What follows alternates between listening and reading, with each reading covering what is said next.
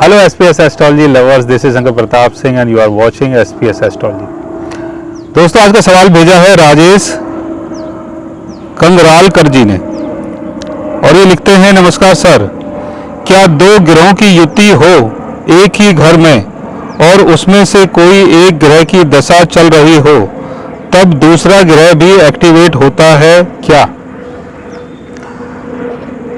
और ये क्वेश्चन भेजा है राजेश जी ने। राजेश जी का क्वेश्चन बहुत अच्छा है कि दो ग्रह अगर एक साथ बैठे हुए हैं और उसमें से किसी एक ग्रह की दृष्टि की दशा चल जाती है तो क्या दूसरा ग्रह भी एक्टिवेट हो जाता है?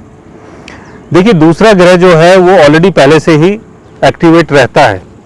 जैसे राहु और शनि का योग आपके बर्थ चार्ट में कहीं पर बना हुआ है, शनि की दशा चल रही है तो उसमें राहु का इम्पैक्ट भी रहेगा।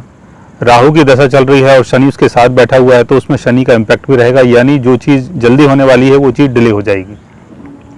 शनि की प्लेसमेंट अगर वीनस के साथ है, वीनस की दशा चल रही है, शनि उसके साथ बैठा हुआ है, तो वीनस से जितना बेनिफिट होना चाहिए था उतना बेनिफिट नहीं हो पाएगा क्योंकि उसके साथ शनि बैठ गया। अब वीनस बैठा है केतु के साथ, वीनस की दशा चल रही है, केतु साथ में है, तो वीनस से जितना गेन होना चाहिए था उतना गेन केतु नहीं होने देगा और केतु उस गेन से आपको हो सकता है सेपरेट कर दे।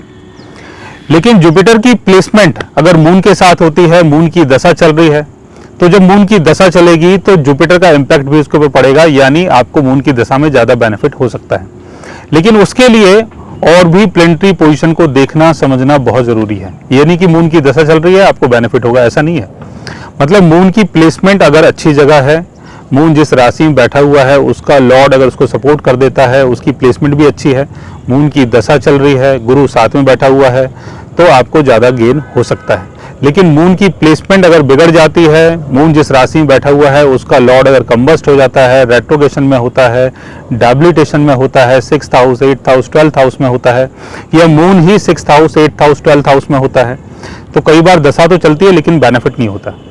तो इसमें जो समझने वाली बात है वो ये है कि कोई भी प्लेनेट अगर एक साथ बैठे हुए हैं तो वो कितने क्लोज बैठे हैं, कितने पास में बैठे हैं। अगर उनकी दूरी बहुत ज़्यादा है तो इतना ज़्यादा इम्पैक्ट नहीं पड़ता है। सो गाइज, आज मैंने आपको बताया कि दो ग्रह अगर एक साथ बैठते हैं और उसमें से अगर किसी एक ग्रह की दशा चलती है तो क्या दूसरे ग्रह का इम्पैक्ट उसके ऊपर पड़ता है।